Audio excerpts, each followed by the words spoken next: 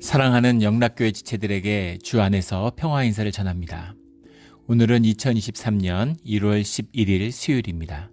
오늘의 묵상 본문은 신명기 15장 1절로 23절까지의 말씀입니다. 오늘 본문 말씀 15장 1절부터의 말씀은 이렇게 시작합니다. 매 7년 끝에는 면제하라. 안식년에 대한 그 말씀이죠. 7년째에 대한 면제의 규례입니다. 면제라고 하는 게 이제 쉐미타흐라는 말인데, 면제의 규례는 이러하니라. 2절에 그의 이웃에게 꾸어준 모든 채주는 그것을 면제하고, 돈을 꾸어준 그 채권자죠. 채주라는 건 채권자는 그 모든 채권을 면제하라는 거죠. 그 이웃에게나 그의 형제에게 독촉하지 말지니 이는 여호와를 위하여 면제를 선포하였습니다. 면제라는 쉐미타흐라는 말이 반복적으로 나오고 있습니다. 7년째는 우리 너무나 잘 아는 안식년에는 사바스에는 농사를 짓지 않죠. 농사를 짓지 않는 것과 동시에 그 모든 빚을 면제해주는 그런 것을 선포하는 것입니다. 빚을 면제해주는 해에 대한 말씀인데 레위기 25장의 말씀과 연결되고 있죠. 그런데 이 면제가 정확히 무엇이냐, 빚을 면제한다는 것에 대한 역사적으로 큰 두 가지의 견해가 있습니다. 역사적으로 큰 두 가지 견해가 있는 것은, 첫 번째는 이것이 이제 빚을 탕감해 주는 것이다. 6년 동안 지었던 모든 빚에 대해서 7년째는 탕감해 주는 것이다 라는 해석입니다. 두 번째는 빚을 탕감해 주는 것이 아니라 7년째는 빚을 독촉하지 않는 것이다, 이런 해석이죠. 빚을 달라고 하거나 그의 빚을 갚으라고 하거나 그것이 아니라, 그러니까 빚을 탕감해 주는 것이 아니라 독촉을 면제해 주는, 지불을 유예하는 제도다라는 견해가 역사적으로 대립하고 있어요. 이것이 왜 이렇게 대립하고 이제 의견이 분분한 이유가 뭐겠습니까? 이 법이 잘 지켜지지 않았기 때문인 것이죠. 성경책을 보면 유다의 기록에 봐도 7년에 한 번씩 안식년이 선포되고 49년째가 되면 대희년이 선포되는 거죠. 대희년이 선포되면 이제 49년째, 50년째 모든 것을 무르는 그런 제도가 시행됩니다. 근데 그것이 역사상 한 번도 시행이 되지 않다가 마지막에 이제 예루살렘이 멸망할 때 바빌론에 의해서 그때 선포가 되죠. 그런 이제 비극적인 역사의 실제를 갖고 있어요. 근데 양쪽 다 이제 일리는 있습니다. 왜냐하면 첫 번째, 빚을 탕감하라라는 말 앞에 나오는 그 형제에게 독촉하지 말지니라는 말이 나오고 있고, 빚을 탕감한다 그러면은 6년 동안 진 빚을 7년째 다 없던 걸로 해주면, 빚을 없던 걸로 해주면, 그러면 누가 빚을 이제 내주겠어요? 누가 돈을 빌려주겠습니까? 어차피 버티면 7년째 되면 다 없어지는데. 그러면 빚 자체라는 것, 채무라는 것 자체를 인정하지 않는 게 된다라는 그런 이야기인 것이죠. 그래서 빚을 탕감한다는 건 말이 안 되고, 독촉하지 말지니에 나오는 것처럼 독촉하지 않는다는 얘기다. 그 이유는 뭐냐면 7년째는 농사를 짓지 않기 때문이죠. 매년 빚을 갚아왔는데 7년째는 농사를 짓지 않으니까 소출이 없잖아요. 농경사회인데. 그러니까 뭘로 빚을 갚습니까? 7년째는. 그러니까 해마다 빚을 갚을 수 있지만 7년째는 농사를 짓지 않고 쉬는 안식년이기 때문에 빚을 갚는 그 지불을 유예해 주는 것이다. 이제 이런, 어차피 이제 이자는 없잖아요. 우리 창세기에 나오는, 출애굽기에 나오는 것처럼 이자는 없기 때문에 원금을 이제 정해서 갚는 것인데, 그 지불을 7년째는 유예해 줘라. 그리고 못 갚더라도 그 7년째 갚으라고 하지 마라. 그런 의미다라는 겁니다. 어떤 게 맞을까요? 근데 문제는 두 번째 주장이 맞다고 하면은 이런 이야기가 나옵니다. 9절에 곧 이르기를 일곱째의 면제년이 가까워 왔다고 내 궁핍한 형제를 악한 눈으로 바라보며 아무것도 주지 아니하면 그가 너를 여호와께 호소하리니 그것이 내게 죄가 되리라. 이런 말씀이 나옵니다. 무슨 말씀이에요? 안식년이 다가오니까 6년째, 5년째 빌려줬는데 6년째 빌려주겠어요? 한 해만 버티면 그러면 빚 탕감 받는데, 그러니까 사람들이 4년째, 5년째, 특히 6년째가 되면 아무도 돈을 안 빌려주려고 그러는 거죠. 그런 짓을 하면 그것이 너에게 죄가 된다. 그것은 주님의 뜻을 어기는 것이다 라는 말씀입니다. 만약에 지불을 유예하고 빚독촉을 하지 말라는 독촉의 면제라면 왜 구절의 말씀이 있겠어요? 어차피 빚이 없어지는 게 아닌데 1년 동안 집을 유예가 된 것뿐인데 왜 6년째나 5년째는 빚을 빌려주지 않는 사람이 나오고 그렇게 하면 죄가 된다는 말씀이 있겠습니까? 이제 그게 걸리는 것이죠. 그래서 첫 번째 이제 빚 탕감. 그럼 빚을 탕감한다 그러면 누가 빚을 빌려주냐 이런 이야기입니다. 빚 자체가 존재하지 않지 않겠느냐 이런 이야기죠. 사람들이 더 어려움을 겪지 않겠느냐라는 겁니다. 그런데 저는 역사적으로는 후자의 집을 유예설이 이제 더 다수설이에요. 그러나 저는 빚을 탕감한 것이 맞다고 봅니다. 왜냐하면 생각해 보세요. 첫 해는 그럴 수 있겠죠. 빚을 떼먹는 사람이 속출할 수 있을 겁니다. 그런데 만약에 고의적으로 5년째나 6년째 돈을 빌려가지고 7년째 떼먹는 탕감을 받는 그런 사람이 있다면 그 사람한테 두 번 다시 누군가 돈을 빌려줄까요?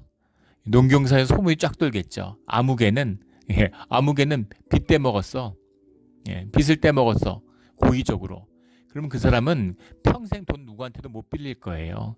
그러니까 그렇게 빚을 떼먹는 게 쉽지 않을 거라는 얘기입니다.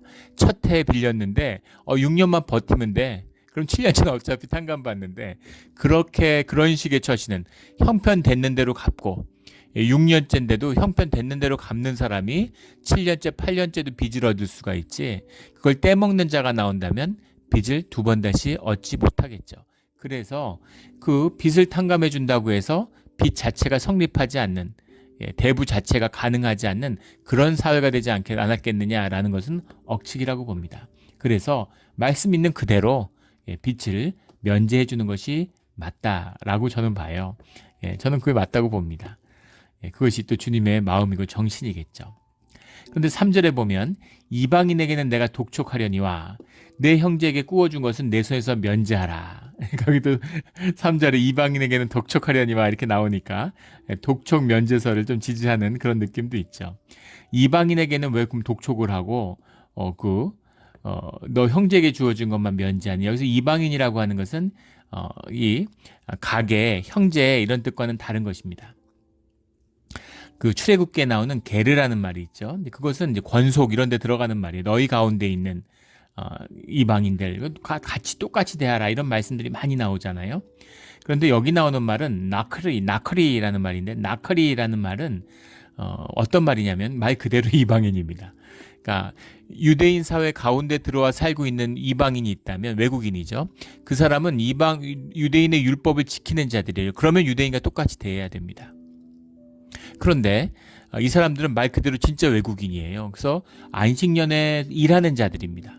안식년에 일하는 자들이니까 그들에게는 그 이자를 빚을 받아도 된다는 거죠. 독촉해도 된다는 겁니다. 안식년에도 너희가 소출이 있으니까 갚으라고 얘기해도 된다는 거예요.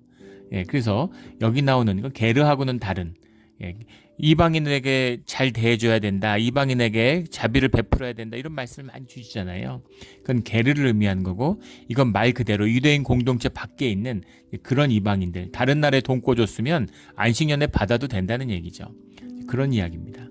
그래서 이것은 게르는 나커리하고는 조금 다르다. 안식년의 규례를 인정하고 받아들이고 주님의 뜻에 따라 살아가는 자들 안에서의 이야기인 것이죠. 주님의 뜻이 중심에 있으니까. 그런데 주님의 뜻에 따라 살지 않는 자들에게는 받아도 된다. 이제 이런 의미입니다. 이게 율법이 타락해서 중세시대가 되면 기독교인들이 성경의 말씀을 그대로 받으니까 이 안식년에 부담이 되는 거예요. 이자를 받을 수가 없는 것이죠. 그러니까 그런 짓을 유대인에게 시키는 거예요. 유대인에게 기독교는 이방인이니까 유대인을 통해서 이제 그 이자를 갈취하게 만드는 거죠. 정말 그 눈 가리고 아웅하는 사악한 짓이잖아요. 인간들, 종교인들이 하는 짓이죠. 그런 짓을 유대인들이 했기 때문에 유대인들이 금융의 중심이 됐다. 모든 금융산업과 우리가 알고 있는 뭐 주식제도, 채권제도, 뭐 모든 것을 다 유대인들이 만들었죠. 은행제도 이런 것을. 그것의 유래가 사실은 이 말씀에서 비롯된 것이다라는 겁니다. 말씀의 위력이 크죠. 5절에 내가 오늘 내게 내리는 그 명령을 다 지켜 행하면 내 하나님 여호와께서 내게 기업으로 주신 땅에서 내가 반드시 복을 받으리니 너희 중에 가난한 자가 없으리라. 실제 모세의 율법 가운데 성경의 율법에 보면 거지란 얘기가 없어요. 모세의 율법에 거지에 대한 얘기가 없습니다. 왜 거지, 불쌍한 자들에 대한 얘기, 고아와 과부에 대한 얘기가 나오는데, 이방인과 종에 대한 얘기가 나오는데 거지에 대한 얘기가 없을까? 그것을 역사학자들은 이런 고대 유대 사회에 거지가 없었다고 보는 겁니다. 예. 그 가난한 자들에게 풍족히 베풀어 주는데 어떻게 거지가 있을 수 있겠어요? 예. 그래서 거지가 없었을 것이라고 보는 겁니다.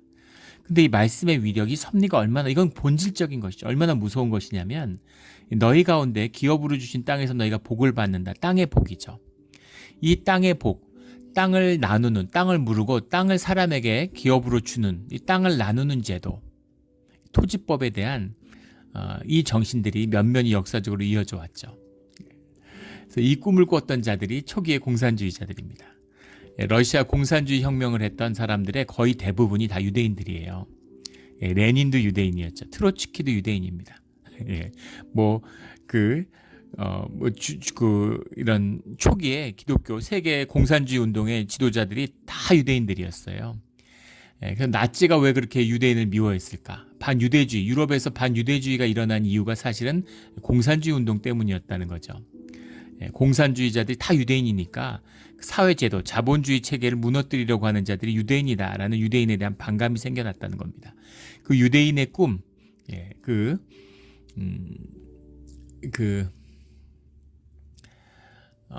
마르크스도 이제 유대인이죠. 공산당 선언에 보면 우리는 천년왕국을 땅에 세운다 이런 얘기가 있잖아요. 그런 종말론적인 이 계시록의 그 꿈을 땅에 이루겠다. 역사에는 우리는 역사를 뒤집는다. 이제 이런 식의 선언들이 나오게 되는데, 그래서 나오는 이 출애굽 신명기의 토지법이 이제 처음으로 실시된 것이 러시아에서였죠. 근데 그것은 이제 거짓이었어. 인간들이 하는 짓이죠. 그런 토지 혁명에 대한 이야기들이 이제 러시아, 중국, 베트남, 북한 이런 데서 일어났는데, 이것은 토지 소유주로부터 무상으로 땅을 빼앗는 데만 쓰였습니다. 무상으로 빼앗기만 하고 나눠주질 않아요. 다 나라가 갖는 거죠. 국유지로. 그리고 사람들은 국유지에 다시 노예로, 종으로, 농노로 이제 그 집단 농장에 수용을 해서 일을 시키는. 제정 러시아에서는 짜르 체제에서 농노였는데 그들을 집단 농장의 수용자로 만든 거죠. 달라진 게 없습니다. 어차피 노예인 거죠. 그런데 그 불똥이 토지 개혁을 공산주의자들과 공산주의로부터 체제를 지키기 위해서 토지 개혁이 이루어졌던 나라가 일본과 한국과 이제 대만입니다. 그래서 완전하지는 않지만 무상몰수 무상분배가 이루어졌어요. 근데 그 세 나라가 다 전후에 토지 개혁 위에 엄청난 경제적 부흥을 이뤄냅니다. 깊은 심오한 비밀이 있어요. 북한 공산당의 공격으로부터 나라를 지켜낸 것, 대륙을 잃었지만 대만이 살아남은 것, 일본도 전후에 구구 세력이 우파가 전쟁을 주도했다 망했는데 좌파가 5, 60년대 막강했죠. 자유당과 민주당이 서로 이 사회주의 세력으로부터 체제를 지키기 위해서 이제 자민당을 결성한 거잖아요. 그런데 그 체제를 지켜낸 것은 사실은 토지개혁 때문이라는 거죠. 그리고 토지개혁 안에 깊은 비밀이 있습니다. 우리가 이제 시장 경제에서 토지와 자본과 노동이잖아요. 경제의 3요소입니다. 그런데 자본은 늘릴 수 있죠. 노동에서 추출된 변형되는 거니까. 노동을 응고시켜 놓은 게 자본이잖아요. 노동이라는 건 사람 숫자, 노동을 투입을 늘릴 수 있죠. 근데 문제는 토지를 늘릴 수는 없다는 겁니다. 그래서 경제가 발전하고 화폐 경제가 발전할수록 토지의 자산 가치가 점점 늘어나요. 지대가 발생하는 거죠. 토지를 매개로 해서 그냥 돈을 먹는 불로소득자가 나오는 겁니다. 지금 미국도 마찬가지, 전 세계가 마찬가지죠. 자산소득이 눈덩이처럼 불어나는 거죠. 화폐 발행이 늘어나니까, 자산 가치가 늘어나니까 미국이 지금 70년대부터 시작해도 사실은 인플레가 일어나서 그렇지 노동소득, 근로소득은 계속 퇴보하고 있다는 거, 점점 준다는 거예요. 근데 인플레이션은 계속 일어나고, 그러니까 가난한 사람들은 죽어나는 거죠. 자산은 막 눈덩이처럼 불어나니까 부자들은 점점 더 부자가 되는 이런 세상이 된다라는 의미입니다. 그래서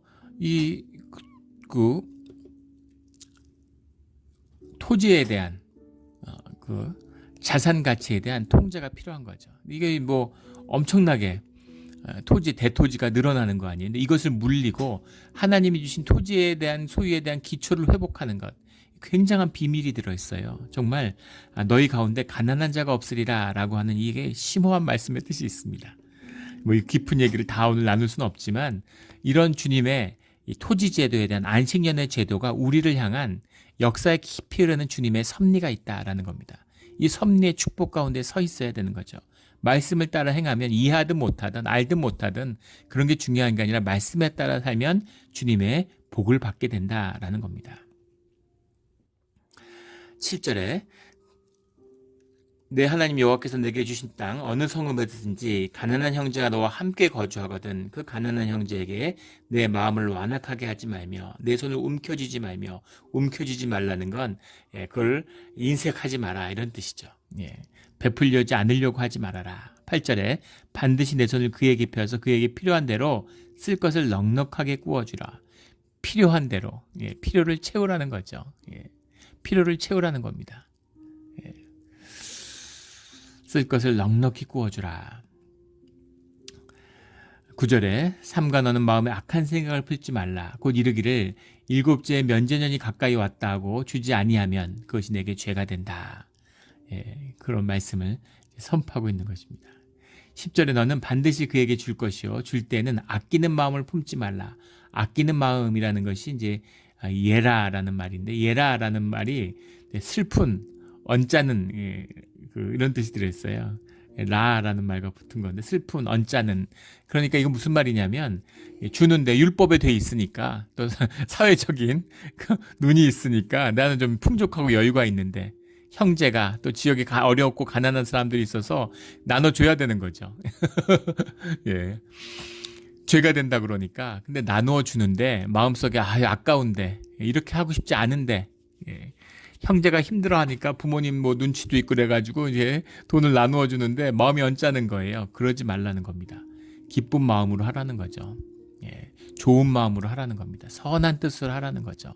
마지못해 하는 것은 주님이 기뻐하시는 게 아니기 때문인 겁니다. 왜냐하면 이로 말미암아 내 하나님 여호와께서 내가 하는 모든 일과 내 손이 닿는 모든 일에 내게 복을 주시리라. 네가 기쁜 마음으로 가난한 자를 돕고 형제들을 도우면 그러면 하나님이 너의 모든 일 가운데 복을 주신다라는 겁니다. 복이 있어야죠. 모든 일 가운데 주님이 주신 은혜가 있어야 됩니다.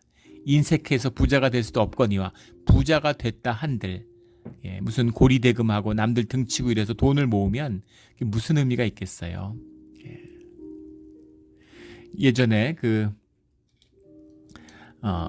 콜롬비아의 그 메데인 카르텔 코카인을 공급하던 그 사람들이 이제 돈을 엄청나게 벌었죠. 그 메데인 카르텔을 만든 그 이제 수장이 있잖아요. 지금 이름이 기억이 안 나는데 그 두목이 뭐 세계 몇 대 재벌에 들 만큼 엄청난 부를 거둔 거죠. 80년대 콜롬비아인데 그 당시에 벌어들인 수입이 한국의 GDP보다 콜롬비아 GDP보다 많았다는 거잖아요. 어마어마한 돈을 수십조나 되는 돈을 80년대에 벌어들인 겁니다. 달러로. 그러니까 엄청났겠죠. 그러니까 그 돈들을 산더미 같이 쌓아가지고 그걸 이제 아지트를 만들어가지고 이렇게 묻어놓는 거죠. 근데 뒤에 수배가 돼가지고 정글에 숨어 있는데 아무것도 없으니까 돈밖에 없잖아요. 그러니까 이제 추우니까 그 돈을 하루에 몇 천만 부씩 태우면서 버텼다는 거죠. 참 어처구니 없는 얘기죠. 돈이 무슨 의미가 있으니까 휴지죠 뭐. 사회가 있고 사람들이 있고 관계 속에 놓여 있어야 의미가 있는 거 아니겠어요? 사람들이 귀하게 여기고 세상에서 존경받고 또 너그럽게 펼치니까 그 은혜가 넘치고 자녀들이 잘 되고 건강하고 불안하고 불면증에 시달리고 사회가 요새 양극화되고 그러니까 인도나 멕시코 이런 데 보십시오. 세계에서 제일 부호들이 인도에 있어요. 세계에서 제일 비싼 집이 인도에 있습니다. 그런데 막 3중 4중으로 막 경계를 쓰고 겁이 나는 거죠. 가난한 사람들이 들끓는데 혼자 돈이 많으니까 사회 질서가 무너질까 봐. 미국의 9.11 테러가 일어난 다음에 미국이 대단한 나라죠. 예, 수년에 걸쳐서 수조 달러를 쓰면서 미국의 안보 체계를 다시 정립했는데 그 과정 가운데 미국을 한 번이라도 방문했거나 또는 미국의 영사관에서 한 번이라도 비자가 발급된 모든 사람에 대한 신원을 다시 다 리바이스를 했다는 겁니다. 리바이즈를 한 거 전부 다. 예, 그 대조사를 한 거죠. 어떤 사람들이었는지.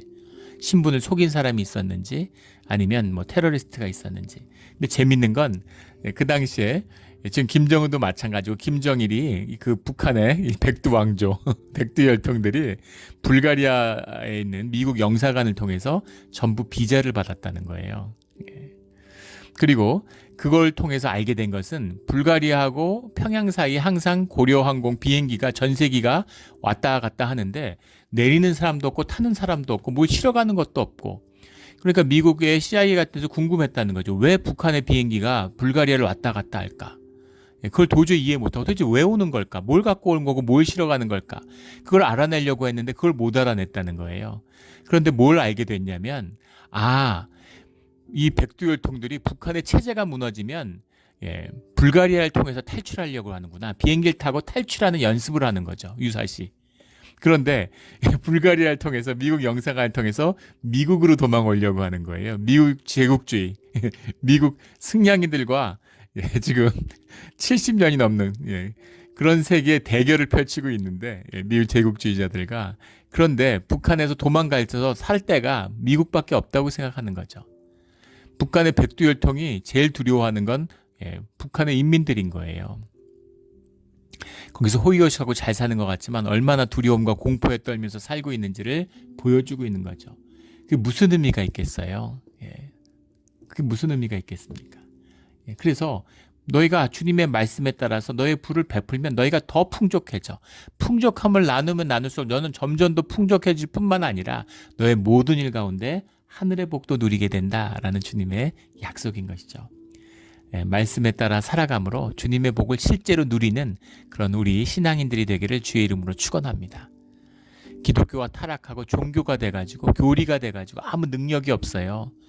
복음에 아무 능력이 없으니까 교회 다니나 안 다니나 무슨 예배 다니나 안 다니나 뭐 별 차이가 없는 것이죠. 가짜니까 무슨 의미가 있습니까? 진짜 신앙을 맛보고 진짜 말씀으로 사는 것 속에서 주님의 복을 누려야 되는 것이죠. 돈에 의지하는 것이 아니라 주님에 의지하는 그런 우리의 신앙생활이 되기를 주의 이름으로 축원합니다. 12절부터는 종을 대우하는 법이 나옵니다. 출애굽기 21장에 나오는 말씀과 연결되어 있죠. 일곱째에는 빚만 면제해 주는 게 아니라 모든 신분의 속박, 대부분 신분의 속박이 빚 때문에 비롯된 거 아니겠어요? 그 빚을 해결하면서 거기에 묶인 사람들도 자유롭게 할 것이요. 이것만 봐도 빚을 면제하는 게 맞죠. 집을 유예라면 어떻게 종을 풀어줄 수 있는 빌미가 뭡니까? 말도 안 되는 소리죠. 빚을 면제하는 게 맞습니다. 일곱째에 너는 그를 자유롭게 놓아줄 것이요. 그런데 13절에 그를 놓아 자유하게 할 때는 종을 놓아줄 때는 빈손으로 가게 하지 말고 이게 굉장히 귀한 말씀이에요. 아무것도 가진 게 없이 그냥 빈손으로 일하면서 종으로 먹고 살았잖아요. 일만 하면서 밥만 먹었는데 종을 풀어주면 당장 어디서 자면 뭘 먹습니까? 그러니까 종을 풀어줘 봐야 또 종이 되고 말아요. 그 해 이듬해 또 종이 되고 말 겁니다. 그래서 가서 먹고 살 수 있도록 그에게 빈손으로 가지 않도록 14절에 그에게 후히 줄지니 본데 하나님 여호와께서 내게 복을 주신 대로 그에게 줄지니라. 너도 복을 받은 것처럼 너가 풀어주는 그 종에게도 복을 줘라. 이런 것이죠. 15절에 너는 애굽 땅에서 종되었던 것과 내 하나님 여호와께서 너를 속량하셨음을 기억하라. 너희도 속량 받았지 않느냐. 너희가 종되었던 것을 기억하고 그 풀어주는 종에게 복을 베풀어라. 이런 말씀이죠. 그런데 또 재밌는 말씀이 나와요. 그 종이 너와 내 집을 사랑함으로 너와 동거하기를 좋게 여겨 내게 향하여 내가 주인을 떠나지 아니하겠노라 하거든. 그러니까 종이 풀려나기를 원치 않고 종으로 살겠다고 하거늘 그 얘기입니다. 그러면 17절에 송곳을 가져다가 그의 귀를 문에 대고 뚫으라. 그리하면 그가 영구히 내 종이 되리라. 본인이 자원해서 종으로 살겠다고 그렇게 얘기하거든. 너무 종으로 사는 게 주인이 잘해주고 또 나가서 살기가 힘들고 대대로 종으로 살았는데 종으로 사는 게 너무 좋아서 그냥 종으로 살겠다 그러면 쫓아내지 말고 종으로 받아들여라 이런 얘기죠. 근데 그 증거로 영원히 종이 되었다는 증거로 송곳으로 귀를 뚫어라 이런 겁니다. 귀걸이를 하는 것이 사실은 노예가 되었다는 증표죠. 세상이 혼란스러워서 멋이고 뭐 자유의 상징이 마치 무슨 그 타투나 무슨 이렇게 문신이나 귀걸이 하는 것 같이 젊은 친구들이 그런 걸 많이 하잖아요. 근데 그것이 이제 고대 사회 이런 데서는 종의 상징이었습니다. 그런데 송곳을 가지고 귀를 뚫는 게 너무 잔인하지 않느냐라는 이제 그런 질문들을 해요. 성경 공부하다 보면. 지금 보면 그렇게 보일 수도 있겠죠. 근데 지금도 뭐 송곳으로 귀를 뚫잖아요. 자기 돈 내고 멋으로 귀를 뚫죠. 그런데 이제 문제는 그 당시에 이미 이제 대부분의 종들이 귀가 뚫려 있었을 거라는 겁니다. 그래서 딱히 귀를 뚫는 게 그렇게 크게 여겨지지 않았을 뿐 아니라 이것이 자비의 말씀으로 주어진 거예요. 왜냐하면 그 당시에 이방 민족의 노예들한테는 사실은 로마 시대도 마찬가지였습니다. 문신으로 이 그 낙인을 벌에 그 불에 달군 낙인을 가슴이나 이마에다 찍었어요. 노예들은. 그건 진짜 잔인하죠. 얼마나 아팠겠습니까? 심지어는 로마의 군인들도 자유시민인데도 군대에 표식되었다는 표식을 그 군단장의 이름을 자기 가슴이나 또는 이마에 지졌다고 합니다. 굉장히 잔인한 얘기죠. 자유인임에도 불구하고 군대 소속을 군표처럼 이제 받기 위해서 하는 것이죠. 근데 그렇게 하지 말고 몸에다 낙인 같은 거 찍지 말고 표시를 하려거든 귀에다 해라 이제 이런 의미입니다. 그렇다면 왜 남았을까? 근데 주인이 너무 잘해줘서 남은 경우도 물론 있을 수 있었겠지만 기록에 보면 대부분의 경우는 이제 가족 때문이었다는 거예요. 종인데 남편이 이제 그 해방이 된 겁니다. 근데 문제는 7년째가 됐는데 부인은 그게 되지 않았어요. 그래서 와이프는 남아 있는 거죠. 종으로 남아 있는 겁니다. 근데 그 종이 이제 혼자 풀려나는데 아직 와이프는 종의 계약에 묶여 있으니까 그렇다고 부부가 떨어지기 싫고 그러니까 이제 부부랑 같이 살고 싶어 가지고 그래서 종으로 남는 또는 그 사이에 자녀들 종 사이에서 자녀가 남은 걔도 종이죠. 주인이 소속입니다. 소유입니다. 그러니까 자식과 처자식을 버릴 수 없으니까 같이 살기를 소원하는 그런 형태가 있었다는 것이죠. 그래서 그렇게 해서 종으로 남는 그런 일들이 있었다는 겁니다. 그것도 이제 가슴 아픈 얘기이기도 하지만 동시에 땅이 주어지지 않은 자들, 땅이 주어지지 않은 자들은 사실은 그 시절에 농사를 지고 살아갈 수밖에 없는데 자유농민이라는 게 없죠. 그래서 종으로 전락하게 되는 겁니다. 종이 되지 않기 위해서는 땅이 있어야 되는 거예요. 그래서 땅의 물림제도를 통하고 모든 사람들이 땅을 얻는 그런 주님이 그것을 법으로 율법으로 주시는 이유신 거죠. 18절에 너는 그를 놓아 자유하게 하기를 어렵게 여기지 말라. 그러니까는 그들을 풀어주라는 겁니다. 이런 것 저런 거 따지지 말고 종들 다 풀어줘. 그 시절에 종을 풀어주는 게 얼마나 어려운 일이겠어요. 아마 소를 한 마리 풀어주라 그래도 쉽지 않을 겁니다. 저희 어렸을 때 할아버지가 시골에서 농사 졌는데 소를 얼마나 소중히 여기 매일 보면 저녁에 소죽을 끓여서 아침에 먹여야 되니까 그래서 이제 그 소 외양간 옆에서 소죽을 끓이셨는데 그 소죽을 끓이던 옆에 이제 불 피는데 앉아 있고 그 소죽을 끓이시던 할아버지 모습이 생각나요. 그런데 진짜 그 무엇보다 비교할 수 없을 만큼 소를 소중히 여겼습니다. 재산 목록 1호죠. 그런데 그 소를 풀어줘라. 소를 풀어줄 수 있겠어요. 그런데 어떻게 종을 풀어주겠습니까? 그런데 풀어주라는 거죠. 어렵게 여기지 말고 그냥 기분 좋게 마음 편하게 풀어줘 이런 이야기죠. 그리하면 내 하나님 여호와께서 내 범사에 내게 복을 주시리라. 주님이 그것에 대해서 넘치는 복으로 채워주신다는 겁니다. 넘치는 복으로 채워주신다는 거죠. 우리 어제 말씀이 11조의 말씀이었잖아요. 11조에서 가난해졌다는 사람 얘기는 한 번도 들어본 적이 없습니다. 11조에서 삶의 어려움과 불편함을 겪는다는 분을 한 번도 만나본 적이 없어요. 11조를 하는 분들은 풍요함을 누리며 살아갑니다. 부요함을 누리며 살아가요. 그게 그 비밀입니다. 주님이 넘치도록 주시면 내가 넘치도록 복을 베풀 텐데 그럴까요? 주님이 주시는 복을 지금 느끼지 못하는 사람은 더한 게 주어지면 더 인색해지지 절대로 여유가 생기지 않아요. 그게 비밀이죠. 마음입니다. 주님한테 받은 것을, 가진 것을 감사하고 이것이 주님의 것임을 알기 때문에 종을 자유롭게 풀어주고 가난한 자들에게 필요한 것을 후히 채우는 자들, 그런 자들에게는 주님이 복을 더하신다는 거죠. 이것은 주님이 주시는 특별한 은총이고 또 세상의 섭리이기도 합니다. 그 깊은 비밀이 있는 거죠. 우리 주님의 이 축복을 그냥 말씀이 아니라 이 말씀을 우리가 살아서 우리의 삶이 되어서 삶에서 누리는, 너에게 복을 주시리라, 범사의 복을 더하시리라는 주님의 말씀이 우리가 실제 누리는 삶의 내용이 되기를, 실제화되는 그런 말씀이 되기를 예수 그리스도 이름으로 축원합니다. 아멘. 기도드리겠습니다.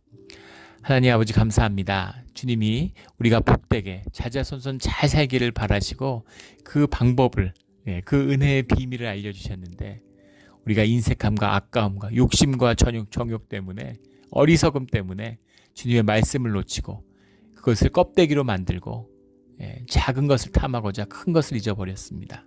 주님, 우리의 삶 가운데 말씀이 회복되어서 이 축복을, 이 복된 생명을 누리는 우리의 삶의 자리가 되게 하여 주시옵소서. 주신 말씀에 감사하며 예수 그리스도 이름으로 기도드렸습니다. 아멘.